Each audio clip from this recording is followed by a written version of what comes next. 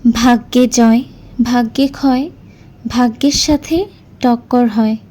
রূপবতী গুণবতী যে যাই বলুক না কেন, আসল জয় হয় ভাগ্যবতীর। চলো একটা গল্প শোনাই। গল্পের নাম ভাগ্যের টক্কর।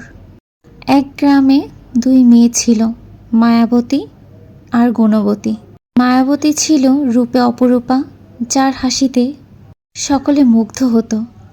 গুণবতী ছিল জ্ঞানী, কণ্ঠে সুর, আচরণে ভদ্রতা।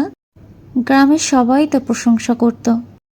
মানুষ বলতো রূপ আছে, গুণও আছে, এরা একদিন অনেক বড় কিছু করবে।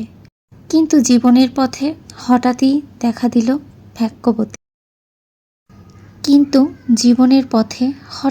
দিল ভাগ্যবতী।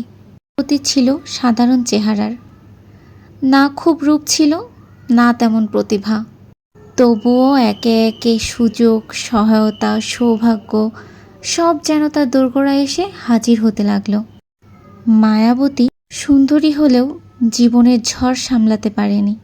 গুণবতী জ্ঞানী হলেও পথে সুযোগ পেল না। কিন্তু ভাগ্যবতী, তার প্রতিটি পদক্ষেপ ছিল ঈশ্বরের আশীর্বাদ। বৃদ্ধ লোকেরা তখন তাকে বলতে লাগলো, ভাগ্যে জয় ভাগ্যে ক্ষয়, ভাগ্যে ভাগ্যে টক্কর হয়। রূপবতী গুণবতী যে যাই হন না কেন, শেষ পর্যন্ত জয় হয় ভাগ্যবতীর, জিতে যায় ভাগ্যবতী। এই জন্যই মনে হয় বলা হয়ে থাকে যে ভাগ্যে না থাকলে, কপালে যদি না থাকে, তাহলে সেটা তুমি হাজার চেষ্টা করলেও পাবে না। আর সেটা যদি তোমার কপালে থাকে, তুমি বিনা চেষ্টাতেই পেয়ে যাবা। আসলেই কি তাই হয়? ভাগ্যেই কি সব কথা কয়? নিজের ভাগ্য কি নিজেই লেখা যায়? আপনাদের কি মনে হয়, নিজের ভাগ্য কি নিজেই লেখা যায়? ভাগ্য কি কখনো নিজেই পরিবর্তন করা যায়, নাকি ওই যে উপরে যে বসে আছে, সে জন্মের সময় তোমার ভাগ্যে যা লিখে দিয়েছে, তোমার কপালে যা লিখে দিয়েছে, তোমার বিধিলিপি একমাত্র সেটাই হয়? আপনারা কি মনে করেন, ভাগ্য কি পরিবর্তন করা সম্ভব? হ্যাঁ, আমি মনে করি নিজের ভাগ্য নিজে হয়ে কিছুটা হলেও পরিবর্তন করা সম্ভব। কারণ তুমি পরিশ্রম করলে তোমার ভাগ্য অবশ্যই পরিবর্তন হবে। পরিশ্রমে ভাগ্যের পরিবর্তন আসতে বাধ্য।